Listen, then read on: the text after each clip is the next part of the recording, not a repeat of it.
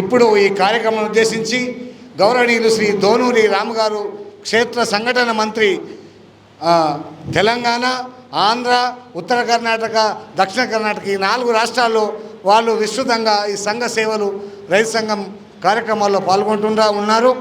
వారు జీవితం అంతా కూడా పుట్టినప్పుడు ఇప్పటిదాకా కూడా ఇలాంటి మన లెక్క సంసార జీవితం కాకుండా పూర్తిగా దేశం కోసం, మన సంఘం కోసం రైతు సేవలో వారి జీవితాన్ని అర్పితం చేస్తూ మరి ఈరోజు మనం ఒక భర్తమాత దగ్గర దేవుడి దగ్గర పూలు పెట్టినట్టు వాళ్ళ జీవితాన్నే ఈ రైతు శ్రేయస్సు కోసం, రైతు సంఘాల కోసం, ఈ నవ సమాజ నిర్మాణం కోసం వారి జీవితాన్ని నడిపిస్తూ చక్కని సేవలు అందిస్తూ ఉన్నారు. వారు మన సంఘానికి, మన కామారెడ్డి జిల్లా రైతాంగానికి వారు చక్కని సందేశం అందించాలని వారిని సవినయంగా ప్రార్థిస్తూ ఉన్నాం. మన కామారెడ్డి భారతీయ కిసాన్ సంఘం కుటుంబ సమ్మేళనకు వచ్చినటువంటి నా అక్క చెల్లెళ్ళారా, సోదర సోదరమణులారా, ఒక ముఖ్యమైన విషయాన్ని ఈరోజు మీ ముందు చెప్పాలని అందరి పెద్దల ఆదేశము. మనము ఏం చేస్తున్నాము, ఎందుకు చేస్తున్నాము, వ్యవసాయం అనేటువంటిది ఒక ప్రశ్న మనందరి ముందు ఉన్నది. ఒక తరగతి గదిలో 9-10 తరగతి విద్యార్థుల ముందు ఒక ప్రశ్న వేశా నేను. ప్రశ్న ఏంటంటే, అందరు ఆడపిల్లలు మగపిల్లలు చదువుకుంటున్నారు. తల్లిదండ్రులు ఎంతో కష్టపడి మన ఊర్లో స్కూల్ కాకుండా ప్రైవేట్ స్కూల్ కూడా వేలల్లో ఫీజులు కట్టి చదివిపిస్తున్నారు. అందరు పిల్లలు చదువుకుంటున్నారు. కోటీశ్వర్ కొడుకులు బిడ్డలు చదువుకుంటున్నారు. మామూలు కూలీనాలు చేసేటువంటి కుటుంబాల పిల్లలు కూడా చదువుకుంటున్నారు. చదివిపియాలి, మేము కష్టపడుతున్నా మా పిల్లలు కష్టపడకూడదు, చదువుకోవాలి, పెద్ద చదువు చదివియాలి, పెద్ద ఉద్యోగాలు చేయాలి అని పిల్లలందరూ చదివిస్తున్నారు. అందరూ చదివిన తర్వాత మన ప్రభుత్వాలు, కేంద్ర రాష్ట్ర ప్రభుత్వాలు మనందరికీ, మన పిల్లలందరికీ ఏదో ఒక ఉద్యోగం, ప్రైవేట్ ఉద్యోగమా, ప్రభుత్వ ఉద్యోగమా, కంపెనీలనా, ఇళ్ళనా మొత్తం పైన ఏదో ఒక ఉద్యోగం వస్తుంది. నెలగాగానే జీతం, హాయిగా ఇంట్లో ఫ్యాన్ కాడ ఉంటాం, సమయం పోతాం, సమయంకి వస్తాం. ఇది ఉద్యోగం. అది చెప్రాసి ఉద్యోగమైనా చైర్మన్ ఉద్యోగమైనా ఒకటే, టైం ఉంటుంది, సమయానికి పోవాలి, రావాలి. అందరికి ఉద్యోగాలు వచ్చినాయి ఎందుకో, మన పిల్లలకి, మన మనవాళ్ళకి, మనవరాళ్ళకి, పిల్లలకి, అందరికీ రాబోయేటువంటి కాలంలో ఒక 5 సంవత్సరాల తర్వాత అందరికీ ఉద్యోగాలు వచ్చినాయి అనుకోండి, మన భారతదేశం బాగుంటుందా అని ఆ పిల్లల్ని నేను ప్రశ్న వేశా. ఆడపిల్లలు ఉన్నారు, మగపిల్లలు ఉన్నారు, 9-10 తరగతి పిల్లలు ఉన్నారు. ఆ యొక్క సమావేశంలో పిల్లల నుంచి చాలా ఆశ్చర్యకరమైనటువంటి ప్రశ్నలు, జవాబులు వచ్చినాయి. బాగుంటుంది, మన దేశం గొప్ప దేశం అవుతుంది, అందరికి ఉద్యోగాలు వస్తే, నెలగాగానే జీతం వస్తే ఇంకేముంది, నెలగాగానే లోట్లు లెక్క పెట్టుకోవడమే కదా, ఇంకేముంది, ఇక అంత అయిపోతుంది, పైసలుంటే ఏదైనా అవుతుంది కదా, ఈ దేశంలో పైసలు అనుకుంటే ఏదైనా చేయొచ్చు, ఇంకేముంది, అందరు పైసలు వస్తే అంత బాగుంటుంది, దేశం బాగుంటుంది అని ఎక్కువ మంది చెప్పారు. ఒక విద్యార్థి ఏం చెప్పాడంటే, అంతా సరే కానీ మరి ఎన్ని పైసలున్నా ఆకలి అయితే అన్నం కావాలి కదా, కోటి విద్యలు కూటికొకరే కదా, మరి కూడ ఎక్కడికెళ్ళి వస్తుంది, టిఫిన్ ఎట్లకి వస్తుంది, ఛాయ్ ఎక్కడికి వెళ్ళి వస్తుంది, మరి అన్నీ ఎక్కడికి వెళ్ళి వస్తాయి అని ఒక ఆయన ప్రశ్న వేసిండు. అందరు ఉద్యోగాలు చేస్తే మరి ఈ పంటలు ఎక్కడ పండుతాయి, మనకు ఆహారం ఎట్లా, ఉద్యోగాలు అన్నం పెట్టాయి కదా, మనవరాలకు ఆకలి అయితే అన్నమే తినిపియాలి కానీ 2000 రూపాయల లోటు, 500 రూపాయల లోటు తినిపించలేము కదా, ఆకలి అయితే అన్నమే పెట్టాలి కదా, మరి మన పిల్లలకి ఏం పెడతాము, పైసలే పెడతామా, కనుక తప్పకుండా ఆలోచించాలి అందరికి ఉద్యోగాలు వస్తే అనే ప్రశ్న ఒక అతను వేశాడు. ఇంకో అతను ఆయనేం తక్కువనా అని, ఏముందండి పైసలు ఉంటే విమానాలలో తెప్పించుకోవచ్చు ఆహార పదార్థాలు, ఇట్లా అయిపోయింది. ప్రపంచం అంతా కూడా ఒక గ్రామం అయిపోయింది, విమానాలు పోతున్నాయి వస్తున్నాయి. మన హైదరాబాద్ నుంచి దుబాయ్కి ఒక బిర్యానీ ఫ్లైట్లో పోతుంది విమానంలో రోజు, అట్లా వేరే దేశాల నుంచి తెప్పించుకోవచ్చు కదా అని ఒక విద్యార్థి, తెలివైన విద్యార్థి చెప్పిండు. ఆ తర్వాత ఇంకొక ఆయన చెప్పాడు, ఆ దేశంలో కూడా ఇదే పరిస్థితి ఉంటుంది, అక్కడ మాత్రం ఏం పంటలు పండించేటోళ్ళు ఉండరు, ఆడ కూడా పిల్లలు ఇట్లా ఉద్యోగాలే కదా, ఏ దేశము భారతదేశానికి అన్నం అందించలేదు, అన్నం ఆకలి అనేటువంటిది మలమల మాడి చావాల్సి వస్తుంది, కనుక వ్యవసాయం లేకపోతే, పంటలు పండించకపోతే, రైతులు లేకపోతే ఈ దేశం ముందుకు పోదు. ఎంత చదువుకున్నా వ్యవసాయం ఉండాల్సిందే, వ్యవసాయం పంటలు పండించాల్సిందే అని ఒక విద్యార్థి చక్కగా చెప్పారు. తో జై జవాన్ జై కిసాన్, అక్కడ కాపలా సైనికుడు కాపలా చేస్తేనే మనం అందరం నిద్రపోగలుగుతున్నాం, రైతులు పంటలు పండిస్తుంటే తిని హాయిగా నిద్రపోతున్నాం. కానీ వీళ్ళిద్దరు లేకపోతే దేశం ప్రపంచం నడవదు అని ఆ తరగతిలో వచ్చినటువంటి విషయం. ఇట్లాంటి వ్యవసాయము మన కండ్ల ముందు ఈ రోజున గమ్మత్తుగా ఉన్నది. వ్యవసాయం ఇది ముందుకు పోతుందా లేదా అనుమానం. ఎవరు చేయాలి? ఈ వయసు వాళ్ళు తప్పిస్తే మిగతా చిన్న వయసు వాళ్ళు, మహిళలు, మాతృమూర్తులు, ఏ చెల్లెళ్ళు కూడా వ్యవసాయం చేసే పరిస్థితి, చదువుకున్న అమ్మాయి ఎవరు కూడా వ్యవసాయం చేసే పరిస్థితి లేదు. మగపిల్లలు అక్కడో ఇక్కడ కనిపిస్తున్నారు. ఆడవాళ్ళు అయితే అసలు ఎక్కడ కూడా అమ్మాయిలు వ్యవసాయానికి వచ్చే పరిస్థితి లేనే లేదు. ఇక పెళ్లి చేసుకోవడం అనేది తర్వాత. కనుక వ్యవసాయం ఎక్కడ పోతుంది, ఎట్లా పోతుంది అనేటువంటి విషయం. దీనికి ఏంటంటే అసలు వ్యవసాయం చేస్తే గౌరవం లేదు కదా. బతుకు సరే, వ్యవసాయం చేస్తున్నావా, అయ్యో చదువుకున్నావు, ఇంత చదువుకున్నావు, గీ వ్యవసాయం చేస్తావా, పట్నమ్మ ఏదైనా చేయరాదని మన అంజిరెడ్డి గారు పదే పదే మనకు చెప్తుంటారు. పట్నమ్మ ఏదైనా చేయి, లంగ పని దొంగ పని చేయి, కానీ ఈ వ్యవసాయం చేస్తావా నువ్వు అని చదువుకున్నటువంటి వాళ్ళని మనం ప్రశ్నిస్తున్నటువంటి సమాజం మన కళ్ళ ముందు ఉన్నది. ఇట్లాంటి పరిస్థితులలో మీరందరూ కూడా వ్యవసాయం చేసే కుటుంబాల నుంచి మనం అందరం వచ్చినాము. 70% మన అక్క లావణ్య గారు చెప్పారు, 70% మాతృమూర్తులు, అక్క చెల్లెళ్ళ ద్వారానే వ్యవసాయం నడుస్తుంది. ఈయన స్కూటర్ వేసుకొని కామారెడ్డి వస్తాడు, ఆయన సాయంత్రం వరకు పని చేస్తుంటుంది ఆడ నడుమంచి. అట్లా అయితేనే వ్యవసాయం జరుగుతుంది. మీరు అందరు చేస్తున్నారు కనుకనే వ్యవసాయం నడుస్తుంది. మీరు లేకపోతే, అక్క చెల్లెళ్ళు ఈ పొలానికి పోకపోతే వ్యవసాయం ముందుకు పోదు అనేది సత్యం. మరి ఇట్లాంటి వ్యవసాయం రేపు ఎట్లా? ఈ ఇలువలేని వ్యవసాయం ఎన్ని దినాలు చేస్తాం? ఇంత చేసినా కూడా నేను ఒక షాప్లో ఉదయం అడిగిన, ఒక చిన్న కొత్తగా కిరాణా షాప్, అన్నీ కిరాణా షాప్ కాదు, అన్నీ దొరుకుతాయి. ఛాయ్ కూడా దొరుకుతుంది, పెట్రోల్ కూడా దొరుకుతుంది, పప్పు ఉప్పులు అన్నీ దొరుకుతాయి. ఆయన రోజుకు 4,000 అమ్ముతాడట, చిన్నగా పెట్టుకున్నాడు. 4,000 అమ్మితే 20%, 30% లాభం వేసుకుంటే ఎన్ని వందల రూపాయలు ఆయనకు రోజు మిగులుతుంది. ఈ వ్యవసాయం చేస్తే వస్తుందండి అంతా. కనుక అందరూ ఛాయ్ దుకాణం పెట్టుకుంటున్నారు, బజ్జీల దుకాణం పెట్టుకుంటున్నారు, ఇది పెట్టుకుంటున్నారు, అది పెట్టుకుంటున్నారు. వ్యవసాయం చేస్తే లాభం లేదు, అప్పులు, నష్టమే వస్తున్నది. ఈ కష్టం ఎందుకు చేయాలి? పొద్దు నుంచి పొద్దుదాకా చేయాలి, రాత్రనక పగలనక ఎండనక వాననక ఈ వ్యవసాయం ఎన్ని దినాలు చేస్తాము అని అందరూ ఇట్లా వెళ్ళిపోతున్నారు. చెప్రాజ్ పనైనా చేస్తా, వాచ్మెన్ పనైనా చేస్తాను, వ్యవసాయాన్ని వదిలిపెట్టేసి వెళుతున్నటువంటి సంఘటనలు కూడా కనిపిస్తున్నాయి. కనుక ఏ ఛాయ్ దుకాణం పెట్టుకుని ఆయన బాగున్నాడు, అప్పు లేకుండా ఇల్లు కట్టుకుంటున్నాడు. కానీ వ్యవసాయం చేసి ఇల్లు కట్టుకునే పరిస్థితి లేదు, బిడ్డను చదివించే పరిస్థితి లేదు, పెళ్లి చేసే పరిస్థితి లేదు. భూమి అమ్మే బిడ్డ పెళ్లి చేయాలి. ఈ పరిస్థితులలో ఎన్ని దినాలు వ్యవసాయం ముందుకు పోతుంది?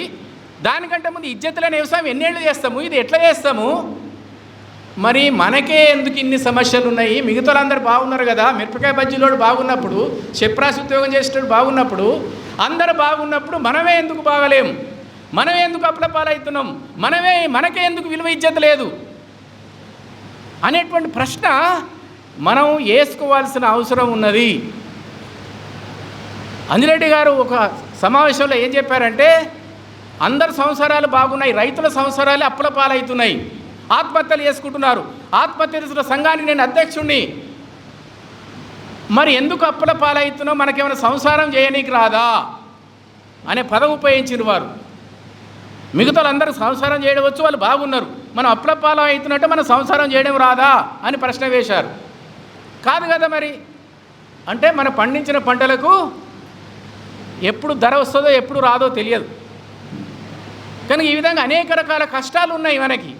అందరూ బాగున్నారు, మనమే కష్టాల్లో ఉన్నాం. శ్రీధర్ రెడ్డి గారు ఒకటి చెప్తుంటారు, భారతదేశంలో అందరూ బాగున్నారు. అందరంటే రైతుల మీద ఆధారపడ్డ వాళ్ళు ప్రతి ఒక్కరు బాగున్నారమ్మా. మనం పండించిన పంటలకు రైస్ మిల్లోలు, పప్పు మిల్లోలు, దాయి మిల్లోలు, ఆ మిల్లోలు, అలా పనిచేసేటోళ్ళు వీళ్ళందరూ బాగున్నారు.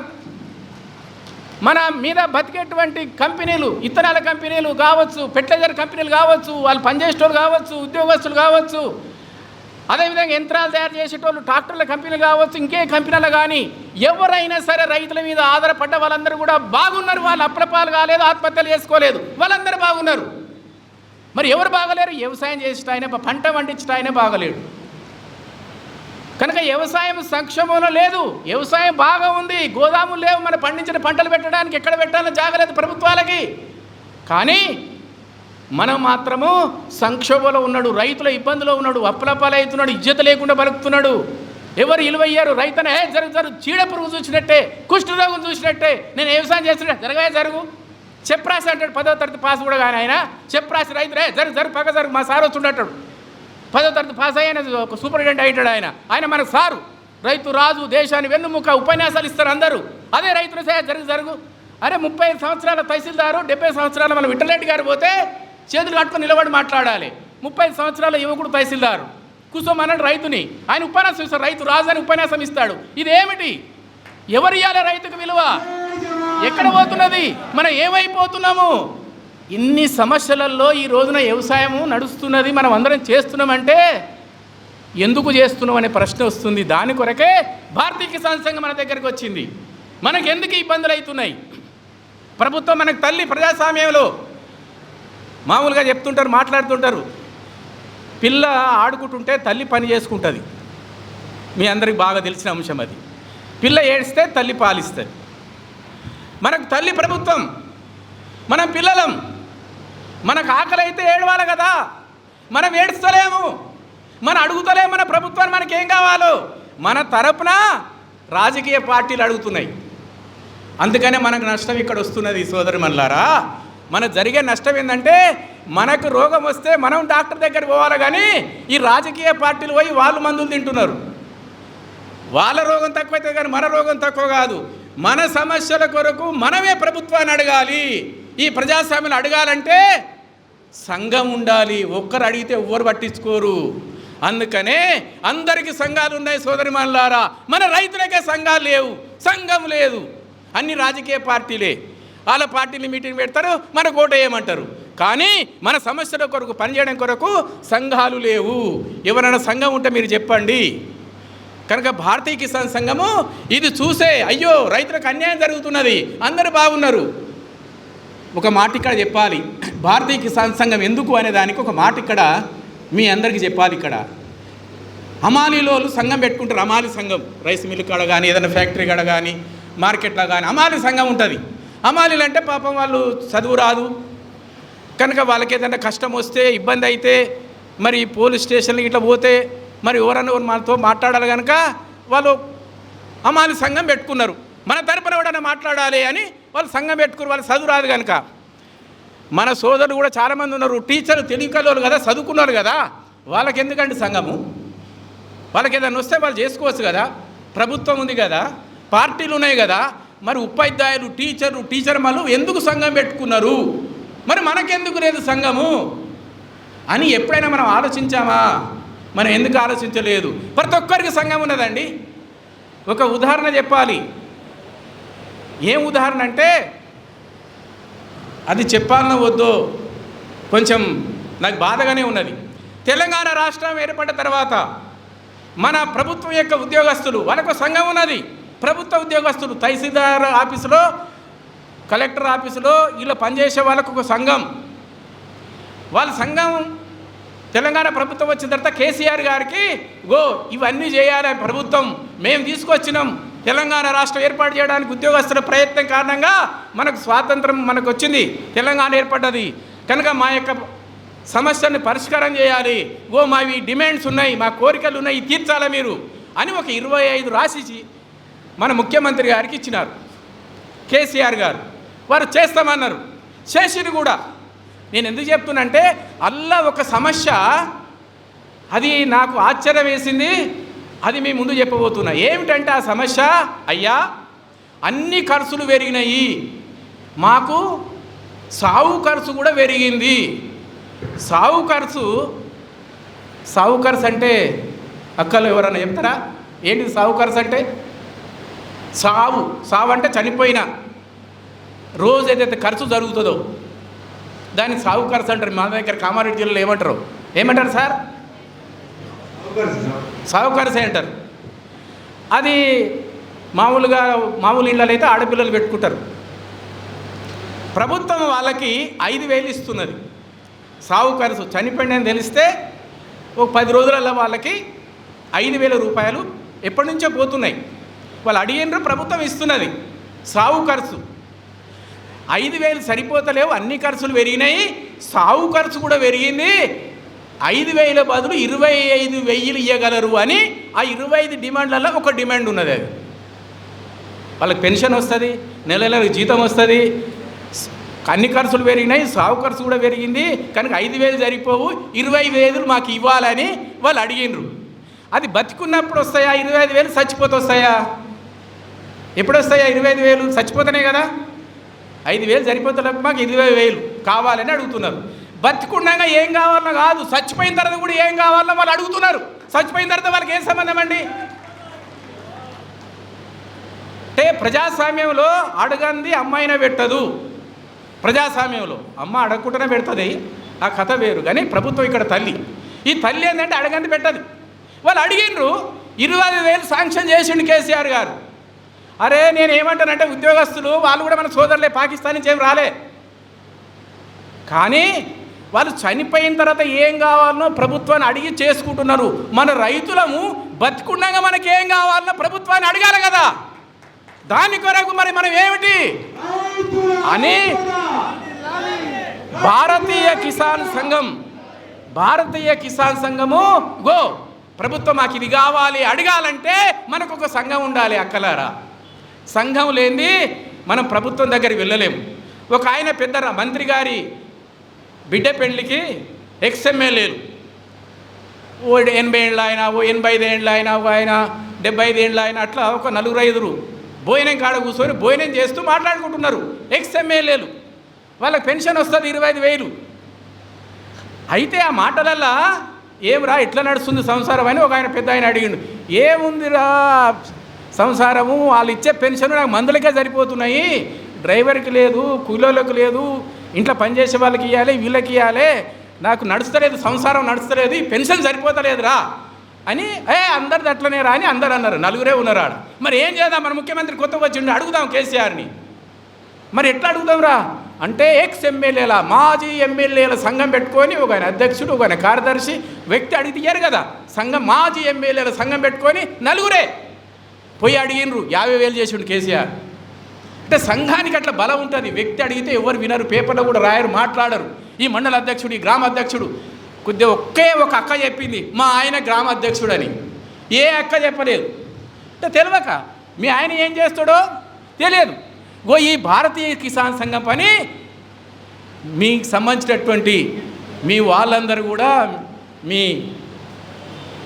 మీ సార్లందరూ కూడా గ్రామ అధ్యక్షుడు, మండల అధ్యక్షుడు, మండల కార్యదర్శి, జిల్లా, ఇట్లా రాష్ట్రము, ఈ విధంగా మన రైతుల మన కళ్ళ ముందే మన వ్యవసాయము నాశనమవుతున్నది, కనుమరుగవుతున్నది. మన కళ్ళ ముందే మన వ్యవసాయానికి ఇజ్జత్ లేకుండా పోతున్నది, ఇరువ లేకుండా పోతున్నది. ఏ పనైనా చేయి కానీ గీ పని చేస్తావరనే పరిస్థితికి వచ్చింది. దీని కొరకు భారతీయ కిసాన్ సంఘం మన విలువ మొదలు ఇజ్జత్ కావాలి మనకు. మన లంగ పని దొంగ పని చేయడం లేదు, వ్యవసాయం చేస్తున్నాయి, ఈ ప్రపంచానికి అన్నం పెడుతున్నాము. అన్ని వృత్తుల కంటే శ్రేష్టమైన వృత్తి ఇక అది చెప్పడం కొరకే భారతీయ కిసాన్ సంఘం మన దగ్గరకు వచ్చింది. అక్కయ్యలారా, భారతీయ కిసాన్ సంఘము రైతుల కొరకు పనిచేస్తుంది అనేటువంటి విషయము, మన రైతుల గురించి ఆలోచిస్తుంది. మన గురించి ఎవరు ఆలోచిస్తలేరు. లావణ్య గారు చెప్పారు, ఏ సంఘం లేదు, ఏ పార్టీ లేదు మన గురించి ఆలోచించేది. మనమే సంఘం పెట్టుకొని మనకు సంబంధించిన విలువ ఇజ్జత్ కావాలి, మన పండించిన పంటలకు సరైనటువంటి ధర రావాలి. ఎందుకంటే మనం కూడా సమాజంలో భాగం, మనం కూడా మంచి బట్టలతోటి మనం సమాజంలోకి వెళ్ళాలి, మన పిల్లల్ని చదివించుకోవాలి, మన మంచి గౌరవంగా మనం కూడా బతకాలి. డబ్బు కావాలి కదా, వ్యవసాయం దారండి డబ్బు, లంగ పని దొంగ పని మంది 9 ఇన్నిటోళ్ళం కావు. మనము న్యాయంగా కష్టపడి పని చేసి మనం బతుకుదాం అనుకునే వాళ్ళము. ఈ విషయాలని భారతీయ కిసాన్ సంఘం మన దగ్గర తీసుకొచ్చింది. మన సోదరులు మీ శ్రీవార్లందరూ కూడా ఈ మంచి కార్యం చేయడం కొరకు భారతీయ సంఘంలో వాళ్ళు వచ్చారు. ఊరంతా చెప్తారు, దేశమంతా చెప్తారు, కానీ మన ఇంట్లో మీకు చెప్పలేదు. ఆయన మండలాధ్యక్షుడు చెప్పలేదు, ఆయన ఏం పని చేస్తుండో చెప్పలేదు, మీటింగ్ పోతున్నట్టు పోతాడు.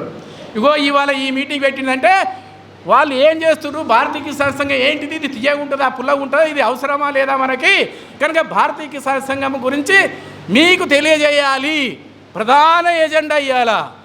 రెండవది అందరికి పరిచయం. మా ఆయనేగా అనుకున్న మీ ఆయన కూడా ఉన్నాడా, అందరు ఉన్నారా, వీళ్ళందరూ ఉన్నారా, మరి వీళ్ళు ఇది మంచి సోపదేనా చెడ్డ సోపదేనా, భారతీయ కిసాన్ సంఘం ఏమన్నా పత్తాలాడడం నేర్పుతుందా? తాగుబోతులను తయారు చేస్తుందా? ఇది కాదు కదా. తయారు చేసేది మన రైతుల గురించి పోరాటం చేయడమే. పోరాటం అంటే రోడ్లు ఎక్కి రాస్తారోకలు చేసి లాఠీ దెబ్బ తినే సంఘం కాదు మనది. కనుక ఆ విధంగా భారతీయ కిసాన్ సంఘము మన రాజ్యాంగ పద్ధతి ప్రకారంగా పనిచేస్తుంది. పొలిటికల్ పార్టీ, మనకు రాజకీయ పార్టీతో సంబంధం లేదు. మనం ఏమంటామంటే మనది రైతు సంఘమే, నువ్వు ఏ పార్టీలోనే ఉండు, ఏ పార్టీకైనా ఓటేసుకో, రైతులుగా మనం ఒక సంఘంగా ఉందాము. మన ఊర్లో రైతులంతా ఒక్కటే.